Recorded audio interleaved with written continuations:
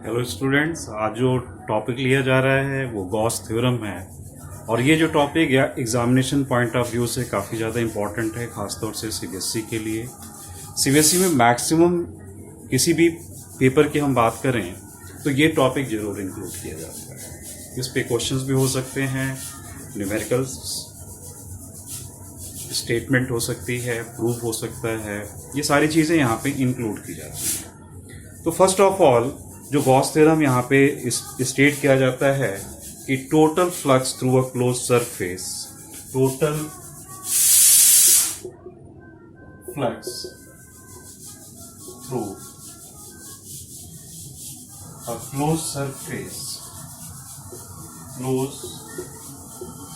Surface is 1 by epsilon naught times of total charge enclosed. Total charge enclosed. यहाँ पे सबसे जो important चीज़ है कि जब भी हम गॉसियन सरफेस या गॉस लॉ अप्लाइड करेंगे तो एक इमेजिनरी गॉसियन सरफेस को एज्यूम किया जाएगा।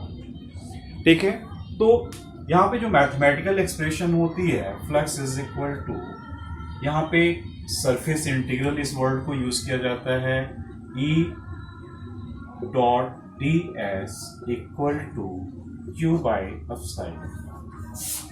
यहाँ पे चार्ज जो यूज किया था, चार्ज हमारे पास जो कंडीशन है कि वो चार्ज हमारे पास इनक्लोज्ड होना चाहिए। इनक्लोज चार्ज का मतलब क्या है कि अगर हम कोई हमारे पास जैसे डिस्ट्रीब्यूशन चार्ज या कोई भी पॉइंट चार्ज गिवन है, सपोज करो Q1, Q2, Q3, Q4, Q5, ठीक है, यहाँ पे पॉजिटिव नेगेटिव इस तरीके से चार्ज गिवन है और यहाँ पे हमें गॉस थ्योरम अप्लाइड करना है। तो जब हम गॉस थ्योरम अप्लाइड कर रहे हैं तो इस जगह पर जो यूज किया जाता है वो एक इमेजिनरी, इसे हम कहते हैं Gaussian surface, Gaussian surface.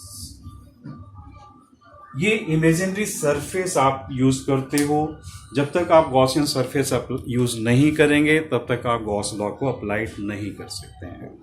Then इस कंसेप्ट के अंदर अगर आप देखते हो तो गॉसियन सरफेस के अंदर जो चार्ज इनक्लोज लिया गया है वो Q1, Q2 और Q3 है। तो इसके रिस्पेक्ट में अगर हम यहाँ पे रिलेशनशिप यूज करते हैं गॉस थ्योरम के अकॉर्डिंग, तो यहाँ पे जो रिप्रेजेंटेशन आ जाएगी E dot D S equal to, जो Q इनक्लोज्ड है वो आपके पास Q1 plus Q2 minus Q3 by epsilon naught. तो ये हमारा रिलेशन होगा। इससे जस्ट ये जो कंक्लूड करते हैं कि जब भी हम गॉस थ्योरम अप्लाइड करेंगे उस केस में हमें चार्ज इनक्लोज्ड पे फोकस जरूर करना है। चलिए नेक्स्ट आगे यूज करते हैं proof of the Gauss law.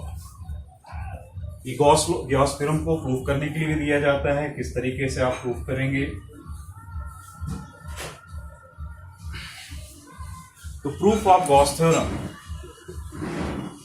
Proof of Gauss theorem,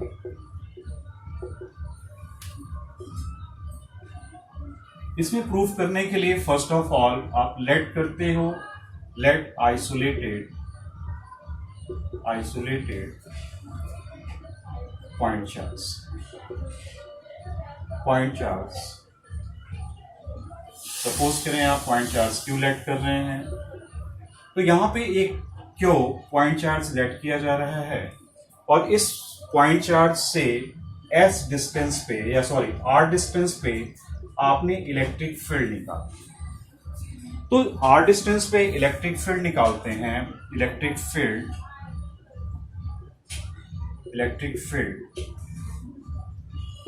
eight distance R. तो इलेक्ट्रिक फील्ड का जो फॉर्मूला आप यूज करोगे वो फॉर्मूला आपके लिए क्या आ जाएगा, 1/4 pi epsilon not Q by R²। ये हमारी इलेक्ट्रिक फील्ड है।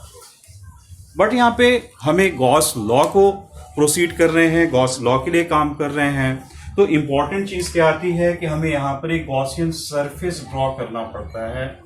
अब यहाँ पे जो एज्यूम किया जा रहा है कि एक स्फेरिकल गॉसियन सरफेस आपने ड्रॉ कर दिया। अब गॉसियन सरफेस ड्रॉ कर दिया, यहाँ पर हमें जो कैलकुलेट करना है फ्लक्स, तो फ्लक्स के लिए हम क्या कंसीडर करते हैं कि एक स्मॉल सरफेस एरिया जिसे स्मॉल ds लिया गया है, स्मॉल सरफेस एरिया स्फीयर के ऊपर कंसीडर कर रहे हैं। तो जब स्मॉल सरफेस एरिया कंसीडर करेंगे तो इस सरफेस एरिया का जो एरिया वेक्टर होगा वो अलोंग दिस डायरेक्शन होगा, आउटवर्ड होगा।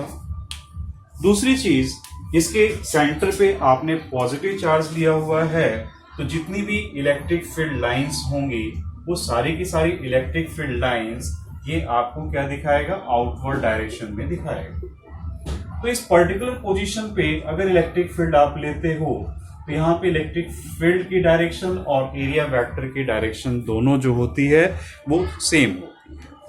तो फ्लक्स थ्रू, अगर हम सपोज कर रहे हैं कि फ्लक्स थ्रू स्मॉल एरिया अगर आप ले रहे हो, यहाँ पे फ्लक्स थ्रू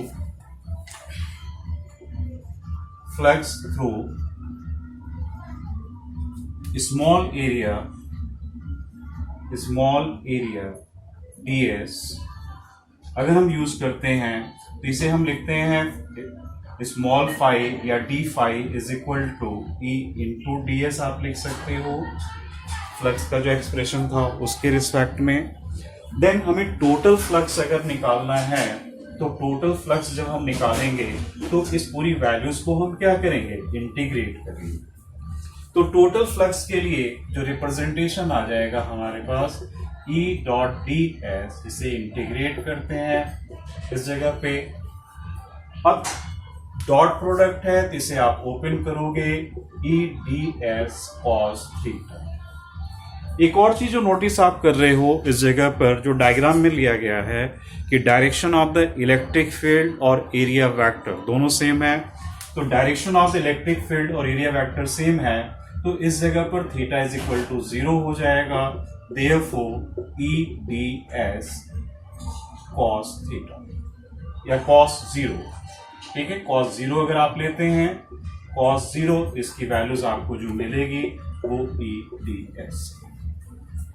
अब यहाँ पे जो सरफेस लिया गया है उस सरफेस पे, क्योंकि हर सरफेस के ऊपर जो डिस्टेंस है वो r है और सरफेस हमारा स्फेरिकल है, तो इलेक्ट्रिक फील्ड वहां पे कांस्टेंट होगी। तो इस इलेक्ट्रिक फील्ड की को बाहर निकालने, पहले इलेक्ट्रिक फील्ड को अगर बाहर निकाल लेते हैं तो आपके पास टोटल सरफेस एरिया जो स्मॉल ds एरिया उसका सरफेस इंटीग्रल हमें निकालना पड़ेगा। इसे इंटीग्रेट करके हम टोटल सरफेस एरिया निकाल सकते हैं। तो जब टोटल सरफेस एरिया हम निकाल सकते हैं तो यहाँ पे जो रिजल्ट आएगा आपके पास, आप E की वैल्यूज भी रिप्लेस कर लें। E की वैल्यूज जो यूज किया गया है Q अपॉन में 4 pi epsilon not r square, और क्योंकि सरफेस स्फीयर है तो यहाँ पे जो एरिया यूज कर सकते हैं आप 4 पाई r स्क्वायर। तो ये वैल्यूज हमारी कैंसिल हो जाएगी, आपके पास जो बचता है Q by epsilon not, that is the result of या प्रूफ ऑफ गॉस थ्योरम। तो ये छोटा सा प्रूफ है जो कई बार आपसे पूछा जाता है कि state and proof the Gauss law. तो इस स्टेटमेंट को आप इस तरीके से यूज कर सकते हो। यहाँ पे भी जैसे ही गॉस थ्योरम में आपको बताया गया कि चार्ज इनक्लोज होना चाहिए, आप क्या करेंगे, जो आइसोलेटेड चार्ज जो लिया हुआ है उसे आप इनक्लोज करेंगे और देन फर्दर आप अप्लाइड करेंगे। क्लियर है यहाँ तक? चलिए नेक्स्ट यहाँ पर जो यूज होता है उसे हम यूज करते हैं application of the Gauss theorem. Application of Gauss theorem, इसमें 3 एप्लीकेशंस मेनली है जो एग्जाम में आती हैं, उनमें से कोई ना कोई एक आता है या उनसे रिलेटेड कोई क्वेश्चन होता है। पहली जो एप्लीकेशन यूज की जा रही है, electric field due to infinite uniformly charged wire. Electric field application पहले यहाँ पे यूज कर रहे हैं हम, application of Gauss theorem.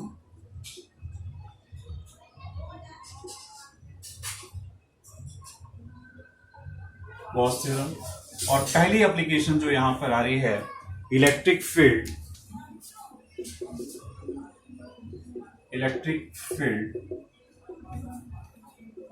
Due to uniformly charge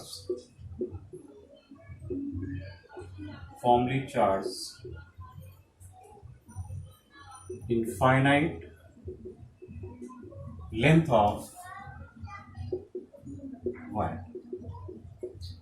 अब इस कंडीशन में जो लिया गया है कि एक वायर है जिसके ऊपर इसकी लेंथ यहाँ पे जो एज्यूम की जा रही है कि ये इनफाइनाइट लेंथ है, और इस जब वायर है तो यहाँ पे जो चार्ज होगा वो आपके पास यूनिफॉर्मली डिस्ट्रीब्यूट होगा। तो चार्ज डिस्ट्रीब्यूशन है एज पर लेंथ है, तो जहां पे लेंथ के अकॉर्डिंग चार्ज डिस्ट्रीब्यूट हो रहा था वहां पर आपने एक कंसेप्ट लिया था lambda is equal to Q by L, ठीक है, और लैम्डा इस जगह पर था, lambda is called the linear charge density.